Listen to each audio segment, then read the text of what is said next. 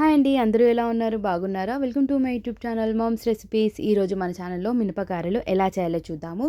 దానికోసం ముందుగా 200 గ్రాముల మినపప్పునైతే కడుక్కొని నానపెట్టేసుకొని నైటే పెట్టుకున్నాను.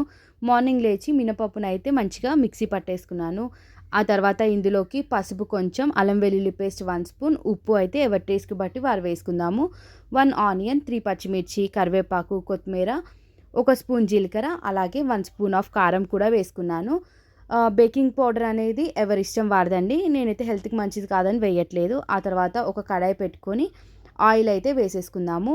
ఇది బాగా వేడెక్కిన తర్వాత మనమైతే రౌండ్‌గా చేసుకొని మినపగారెలనైతే వేసేసుకుందాము. ఇవన్నీ మీడియం ఫ్లేమ్‌లో అయితే ఫ్రై అవ్వనిద్దాము. ఎందుకంటే మీడియం ఫ్లేమ్‌లో ఫ్రై అవ్వడం వల్ల లోపల కూడా ఫ్రై అవుతుంది. ఆ తర్వాత గోల్డెన్ బ్రౌన్ వచ్చిన తర్వాత మనమైతే టిష్యూలోకి తీసుకొనైతే ఈ గారెలన్నిటిని పక్కకు తీసేసుకుందాము. అంతే, ఎంతో టేస్టీ అయిన మినపగారెలు అయితే రెడీ అయిపోయింది. Thank you. Please subscribe to my YouTube channel.